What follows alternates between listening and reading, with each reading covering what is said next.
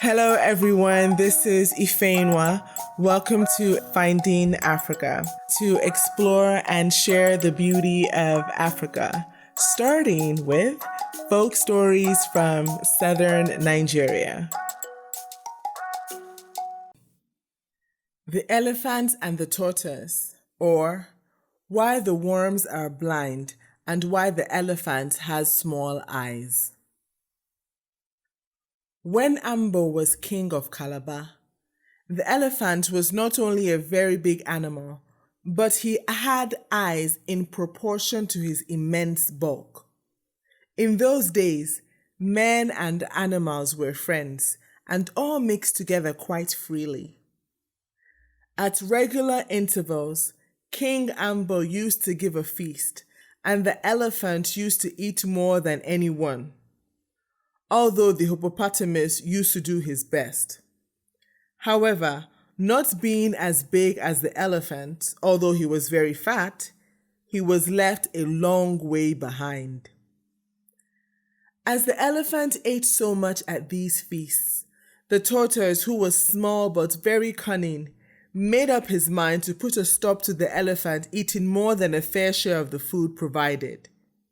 He therefore placed some dry kernels and shrimps, of which the elephant was very fond, in his bag, and went to the elephant's house to make an afternoon call.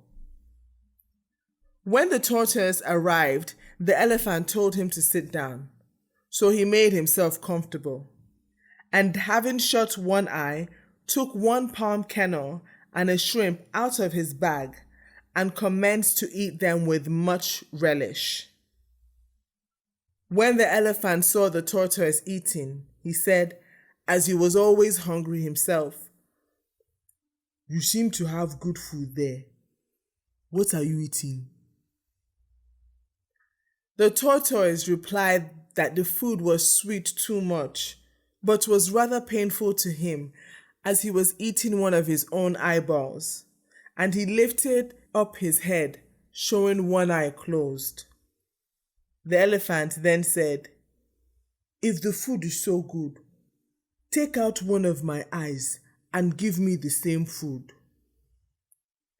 The tortoise, who was waiting for this, knowing how greedy the elephant was, had brought a sharp knife with him for that very purpose, and said to the elephant, "I cannot reach your eye, as you are so big." The elephant then took the tortoise up in his trunk and lifted him up. As soon as he came near the elephant's eye, with one quick scoop of the sharp knife, he had the elephant's right eye out.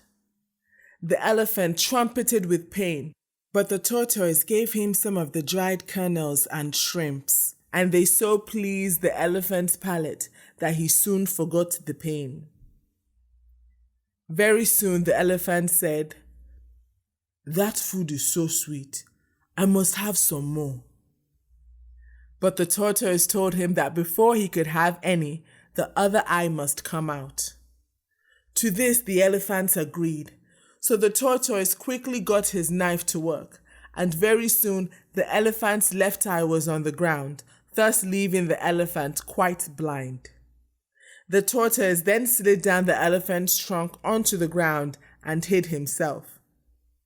The elephant then began to make a great noise and started pulling trees down and doing much damage, calling out for the tortoise.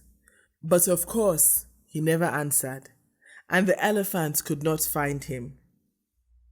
The next morning, when the elephant heard the people passing, he asked them what the time was, and the bushbuck who was nearest shouted out, "The sun is up now, and I'm going to the market to get some yams and fresh leaves for my food."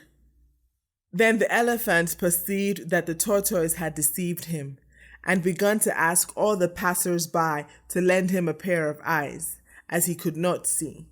But everyone refused, as they wanted their eyes themselves.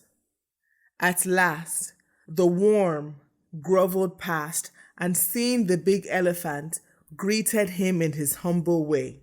He was much surprised when the king of the forest returned his salutation, and very much flattered also. The elephant said, "Look here, worm, I have mislaid my eyes. Will you lend me yours for a few days? I will return them next market day." The worm was so flattered at being noticed by the elephant that he gladly consented and took his eyes out, which, as everyone knows, were very small, and gave them to the elephant. When the elephant had put the worm's eyes into his own large eye sockets, the flesh immediately closed round them so tightly that when the market day arrived, it was impossible for the elephant to get them out again to return to the worm. And although the worm repeatedly made applications to the elephant to return his eyes, the elephant always pretended not to hear, and sometimes used to say in a very loud voice, "If there are any worms about, they had better get out of my way, as they are so small I cannot see them, and if I tread on them, they will be squashed into a nasty mess." Ever since then, the worms have been blind, and for the same reason, elephants have such small eyes, quite out of proportion to the size of their huge bodies. Moral: be confident in who you are, so that someone else's sweet words do not cause you to forget yourself. Thank you for listening. If you enjoyed the story, hit the subscribe button. If you didn't enjoy the story, still hit the subscribe button because you may like the next one. Until next time, enjoy life. Finding Africa.